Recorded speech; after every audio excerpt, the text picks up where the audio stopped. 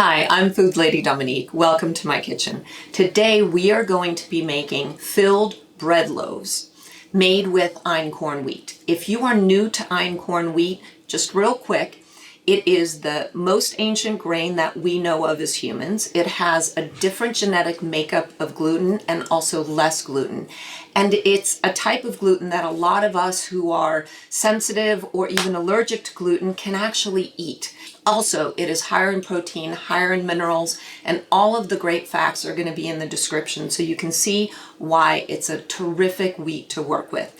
But it is different than modern wheat, and you need to work it in a slightly different way. We're going to make a crown loaf that is filled with walnuts, cacao chocolate, and candied orange. As you can tell, I've already started. I'm full of flour because I mill my own einkorn berries and I sift them through a couple of different sizes of sifters so that I either take out some of the bran or most of the bran, and I do that so that I can keep some of the nutrition and great fiber of the bran, but also have a better rise in either the bread or the cakes that I make. You don't have to be as intense as I am. You can just simply buy your flours. For this recipe, if you want to make it exactly, I suggest that you use 2/3 all-purpose flour and 1/3 whole wheat flour. And then you will be using all of the same liquids. If you're just going to use the all-purpose flour, then just lessen the liquid just a little bit. The very first thing that you need to do, you either need to do it early in the morning and wait about 5 or 6 hours, or do it the night before. That's easier, and just let it rise overnight. You're going to make your leaven. For one loaf, your leaven is going to be 40 grams of sourdough and 130 grams of water. Mix those two until you get a creamy consistency. Since I use a stiffer starter, see my video on pasta madre, I use a fork and my fingers to break it all up. Then add 120 grams of flour, mix it thoroughly, and cover. Add 1/8 of a teaspoon of active dry yeast to 130 grams of warm water. Mix to dissolve, and then add 120 grams of flour. Mix that thoroughly until there's no more dry flour. Cover it and let it proof for at least 6 hours and no more than 24 hours. Right before you use it, really important, add another 1/4 teaspoon of active dry yeast. I made a triple amount of the leaven because we're going to be making these 2 loaves, and then I'm also going to be making one of my sourdough boules that you can already see the video of. I left it to rise overnight. You want to do it at least for 6 hours and not more than 24 hours. So let's start the base for the chocolate orange crown. You want to get a big bowl, and we're going to start with our sweetness and our wet ingredients. I usually use honey, raw honey, but you can also use maple syrup if you want to. Same amounts. You're still going to have a bread. It's not a sweet bread, but you are going to add slightly more sweetener than I usually have in my other breads. So I'm going to use 50 grams of the raw honey. And then you're going to take hot water so that you make sure that your honey or other sweetener dissolves really well. You're going to use 100 grams and make sure that it dissolves really, really well. Any crystallized parts, break them up. And you are going to add plant-based milk. And you want a fattier plant-based milk, so either coconut, macadamia. You're going to use 180 grams of that. There we go. And to that, you're going to use your leaven. And once you have all these wonderful parts in there, you want to mix it up so that you make the leaven nice and creamy with all of your liquids. Okay, now we've got a nice creamy consistency, and we add in our flour. And it's going to be 600 grams of flour. As I said, if you are just using flour that you've bought, einkorn flour that you've bought, Use 2/3 all-purpose and 1/3 whole wheat, and 600 grams. So this is about 5 cups, but get yourself a scale. It's so much better to cook with. And then you are going to put in 1 teaspoon of salt. And just work it in right at the top there. You're just going to mix it together and blend in the flour as well as possible. I have a dough hook and I've worked with it, and I prefer a spatula, quite honestly, or even spoons. And you just want to keep working it in from the sides into the middle. Einkorn does not absorb water as well as modern wheat. Therefore, first of all, you're using less liquid. And you really have to give it its time to absorb as much water as possible when you work it. And I'll show you how to do that. Also though, you're always going to have a wetter dough with einkorn, because if you added the amount of liquid to your flour that would give you the same consistency as a modern wheat dough, once you finally cook it, it's like a rock. So you have to make a waterier, softer dough, which makes it harder to work as breads, especially when you're doing filled breads. But that's all right, because the end result is so good. Einkorn, not only is it better for you, but it has a wonderful nutty taste that, I mean, now I wouldn't want to go back to regular wheat. I think the only thing that I miss about modern wheat is the airiness that you can get from a bread. Everything else, einkorn, much, much better. I've just about gotten rid of all of the dry flour. There's still a little bit, but the better thing to do at this point is cover it and then let it sit for 15 minutes. Okay, 15 minutes later, and the dough has had time to rest and absorb as much liquid as possible. What you're going to do is flour your surface. And we're going to do a simple folding of the dough. You don't want to work einkorn too much. It is not like regular wheat where you're going to be doing kneading and really bringing out the gluten, because it doesn't have A, the same gluten, B, as much of it. So you need to be gentler with it, or else you're going to get a very rubbery bread, which is not yummy. So as you can see, it's a much wetter dough, and it takes a bit to get it all out. I use a bowl scraper to make sure that I get all of my great dough out of here. Sprinkle the top of it with flour so you can work it, and you're gonna pat it down. Take the top, fold it in. One of the sides, fold that in. The other side, fold it in, and the bottom, and fold it in. What you're trying to do is make sure that you're working all of the flour and water together and that it's not lumpy. I repeat it twice. This is a slight change from my last bread video, because after experience, I've noticed that if I work the dough just a little bit more, it rises better.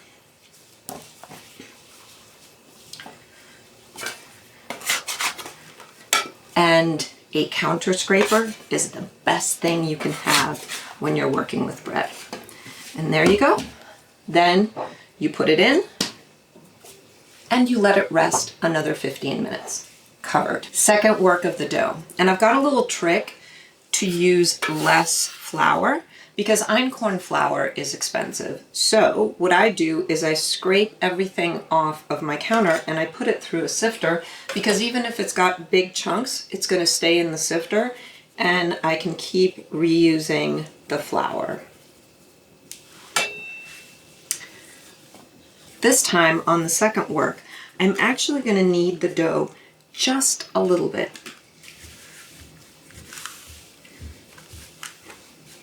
Okay, get it all out there. So if you've seen my sourdough bowl video, I used to just fold the dough. I have found that if I give it a little bit of a kneading on the second go round, it actually has a better rise.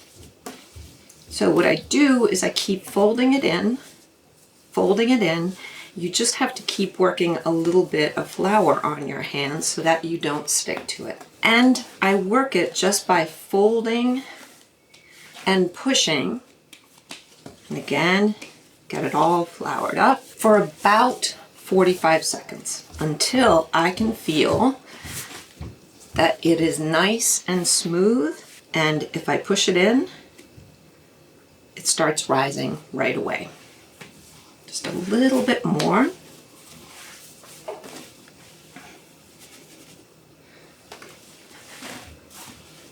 There we go. Nice and smooth, and yes, I push in, comes right back out. And I put it back to rest another 15 minutes and I do one last fold. And here is the last fold before it gets set aside to proof. Your dough is still going to be sticky. You want einkorn dough to remain sticky. Harder to work with, but that's all right. Yummier for you. So you're simply going to repeat the same thing as the first fold. And what you're doing is you're just checking that it's nice and smooth dough. And it is. So I'm going to fold the top in, side in, the other side in this way, and then another fold. And then I'm going to just twirl it into a nice even ball. There you go. I use the same bowl to proof it in. It's fine even if it's got a bit of the dry dough around it. The important thing is you take the same towel that you've been covering it with and you wet it. And that's how you put the dough to proof, so that it has moisture on top. Proofing should take between 3 to 4 hours. I do have a proofing oven, so when you have that, it takes closer to the 3 hours. And what you're looking to see is that the dough doubles at least. And I'll show you once it's proofed. The doughs are proofed, and now it's time to fill them, form them, and do the shorter second proof. Now, you'll notice that when I finished the doughs, it was dark out, and now it's light out, because I have been testing out doing a cold proof. So basically the minute that I had the doughs ready after I had done all the folds, I put them in the refrigerator overnight, and then I bring them out in the morning, I warm them up, and I let the proof finish like that. And that's just simply because sometimes I don't have time to do everything during the day. So if I want to start a bread and I'm starting it later in the day, I can leave it in the fridge overnight, and it's been working great. Now I'm going to put together a walnut chocolate orange filling. I'm going to put everything into a food processor and grind it up. So the ingredients are, and I've got my cheat sheet here so that I can tell you exactly, 1/4 cup of orange peel, candied orange peel, very important, 1/2 cup of walnuts, 2/3 of a cup of cacao. So the difference between cacao and cocoa, and I use these, the Hue cacao gems. The cocoa bean has not been roasted, so it's raw cacao. And all of those wonderful things that you hear in terms of the health benefits of chocolate, once you roast the cacao bean, you're losing a lot of that. You lose between 60 to upwards of 85%. So if you use raw cacao, which doesn't have quite of the depth of the chocolate flavor, but it still has a beautiful flavor, you're getting all of those great enzymes and all the positive health elements of chocolate. 1 tablespoon of sugar and 1/3 of a cup of cream cheese. And here I'm using a vegan cream cheese again, but you can use regular cream cheese if you'd like. You just put it all in.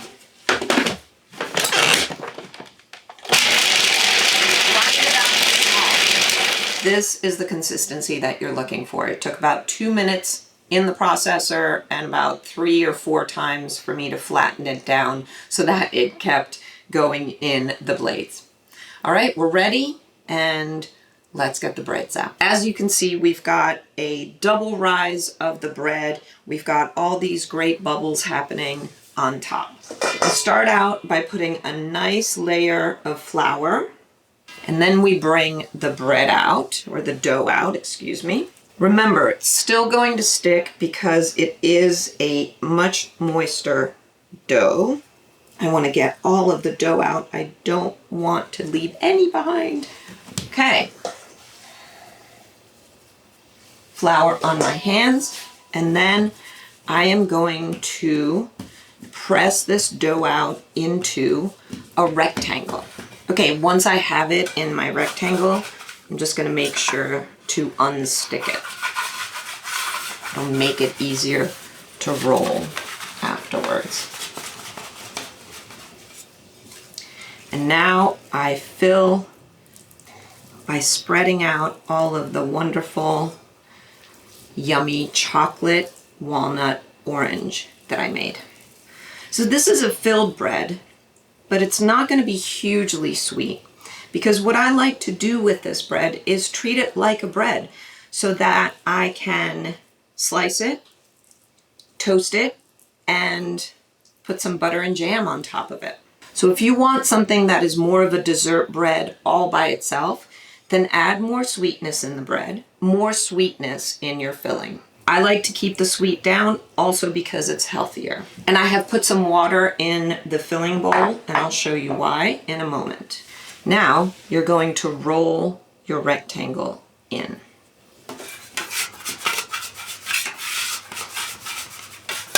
Challenge when you're working with einkorn dough, because it is a wetter dough, is that it doesn't hold its shape quite as well. And so you have to have patience and just take your time. You're gonna wet that edge a little bit. And once you wet it, you bring that edge up and just give it a pat so that it comes together. Put it on the parchment paper that you're gonna put in your baking pan. I found one that's 12 inches that works very well. Once you've brought it together, actually try to put the edge on the bottom, and then you're gonna cut this roll down the middle, leaving a bit at the top that isn't cut, right down the middle. You're going to twist the 2 pieces. As you're doing the twist, every time you lift one of the pieces to put it over, push it in, because again, it's a very wet, malleable dough, and it's just gonna keep stretching. So I bring this one over, this one under, over, bring it under, over, under, like this, and one last over. And then you take your whole spiral. Now you can see you've got it formed, and you can stretch it out. Use a little bit of water. Bread crowns are so great because there's so many ways that you can fill them. They're beautiful to look at. Now I can lift the entire parchment into the pan that I'm going to use. It's actually a great big dog bowl is what it is. But I finally found a pan that is the size that I wanted. And you put it in, flatten it out. There you go. Here's your crown, and now it's going to proof for about an hour. And I'll show you what it needs to look like at the end. Second proof is done. Here is the crown. See how much bigger it's gotten.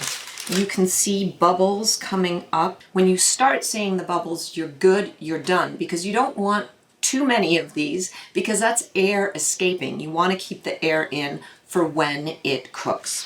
I like to put a little bit of a coating on top just so you get a bit of shine. And I use this superfood creamer because it has a good amount of fat. And for my sweeter loaf, I mix it with a little bit of maple syrup. So I'm just going to coat that. Simple, simple. And I am preheating my oven to 450 degrees. Okay. Okay, nice and coated, ready for the oven. Our breads are ready and cool. This is our walnut orange chocolate crown. I'm gonna cut a slice so you can take a look at what they look like on the inside. There you go. So you see how we were able to get the nice airiness even in the einkorn. You can do this as a piece of toast, butter, some jam, and it's so yummy. So you've got a bit of the sweetness within the filling of the bread, but it's enough of a bread that you can use it just as toast. It also makes an amazing French toast. So here are our filled breads. Please play with them. You know, both here on the sweet side or on the savory side, there's so many different fillings that you can try. And let me know what you tried and how it went. Send me pictures down in the comments below. It would be great to see other people's ideas of what they could fill it with. I look forward to how you make them, to your questions, to your comments. Please subscribe. Click the notification button so that you know when my new videos are coming out. And also give me a like. That helps me out a lot in the YouTube world so that more people get to see my videos. Thank you so much. Buon appetito. Enjoy.